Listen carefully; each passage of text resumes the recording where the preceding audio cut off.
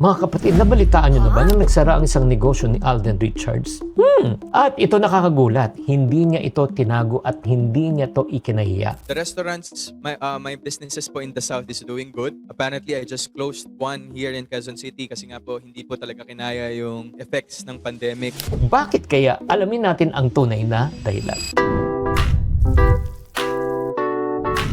Hi there, this is Shinkitan, your pambansang world coach. O hindi tayo nakikichismis ngayon, ha? Oo, kasi nga, di ba, alam nyo naman si Alden Richards is a very known person, public personality siya. May mga kilala akong mga personality na pag nagnegosyo, pag nalugi, tahimik lang. Pero sa kanya, hindi niya tinago to. Alam mo kasi ang pagsasara ng negosyo ay parang kinahihiya natin. Pero hindi na-realize ng tao na hindi to kabiguan. Minsan, mali lang laban ang pinili mo, pero ito ang twist. Alam mo ba, si Alden, napakatalino po siya talagang negosyante. Bakit? Bago siya naging negosyante or naging investor, customer muna siya ng itong restaurant na ito. When I first tasted the food, sabi ko may future to and it needs to be tasted by a lot of Filipinos. At balik-balik siyang bumabalik halos 2 beses sa isang linggo. Doon po nagsimula ang kanyang interest sa negosyong yan. Kaya nga sa video na ito pag-uusapan natin bakit siya nag-invest, bakit may branch na nagsasara at may negosyo na nagsasara, at paano natin malalaman na ang business idea ay talagang tugma para sa iyo. And by the way, kung tatapusin mo tong video na ito, may bibigay ako sa isang free business tool na pwede mong gamitin para ma-confirm kung maganda ba yung business idea bago ka pa mag-umpisa.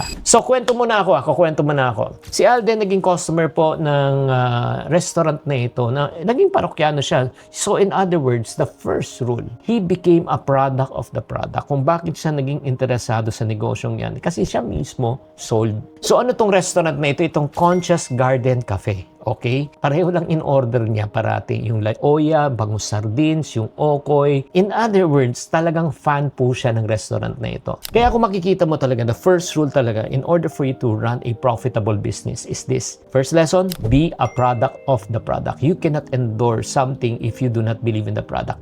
Hindi pera-pera lang to dahil ikaw ay naniniwala. At pinag-aralan po ito ng malalim ni Alden kung bakit naging successful tong restaurant na ito. Hindi lang dahil sa pagkain. Alam nyo, maraming restaurant na masasarap. Pero yun nga, nagsasara. Ano yung pinagkaiba dito sa Concha? Yung founder po si Gemma Zambrano po. Nagsimula siya sa tanong ano yung mga pagkain na favorite na kanyang lola? No, yung mga tinatawag na heirloom recipe na hindi niya makalimutan. Yung mga lutong walang shortcut, yung mga lasa talagang nagpapaalala na talagang nasa bahay ka. Yan ang ginawa po ng restaurant na Concha, na hindi siya nagbenta ng pagkain, nagbenta siya ng tinatawag na memories and experience. Imagine mo may kinakainan ka na restaurant, pag kinain mo, yung parang naalala mo yung luto ng nanay mo at ng lola mo. Yun ang binenta nila. So, ang galing ng concept ng restaurant na ito. They're not only selling the food, but they're selling memories and experience. Pero yun nga, bakit maraming nagfe-fail na restaurant? Kasi ang inuumpisahan parati is paano kikita. Kaya doon po sumasablay ang mga negosyo. Mabalik naman tayo kay Alden Richard. Nag-franchise nga siya, nag-umpisa nga siya ng negosyo to, pero yung branch niya ay nagsara at dito magalit. Bakit nga nagsara? Kung masarap, maganda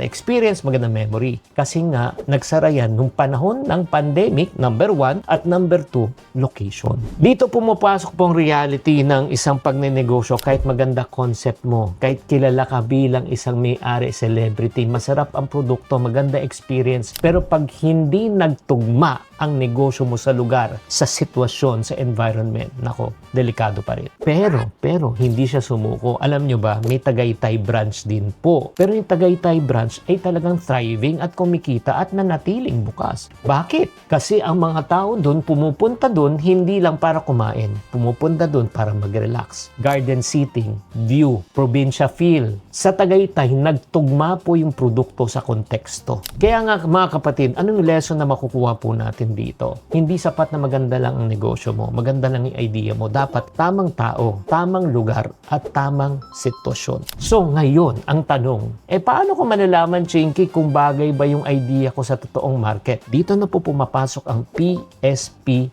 framework. Bago ka mag-umpisa ng negosyo, 3 tanong lang ang tatanungin mo para makita mo kung yung idea mo ay malinaw at tama ang iyong target market, tama talaga ang iyong location, tama talaga ang iyong idea at kung pasok. Kaya kung gusto mong malaman ang buong takbo ng framework na ito, ginawa ko na isang simpleng worksheet na version na tinatawag na PSP Framework just for you. And the good news, this framework that I'm sharing with you is absolutely for free. Nasa link na lang po yung description or sa comment section. Hanapin nyo na lang at pwede mong siyang i-download. Kaya mga kapatid, para sa mga taong gustong magnegosyo, mag-excite ka sa idea mo, tanungin mo muna yung sarili mo. I-validate mo muna yung idea mo. Tama ba yung product? Tama ba yung location? Tama ba yung environment? At gamitin mo yung PSP framework. Kaya mga kapatid, ano pang hinihintay mo? Sana nakatulong tong episode na ito. Kung anong realization nyo, pakitype na lang sa comment section. Tatandaan, tamang karunungan, tamang disiplina ang susi sa pagyaman. Chinky Tan, with over 6 million Facebook followers, 2.8 million YouTube subscribers, and 2.4 million TikTok fans, is now all out to share with you the most practical, simplest path to lasting wealth.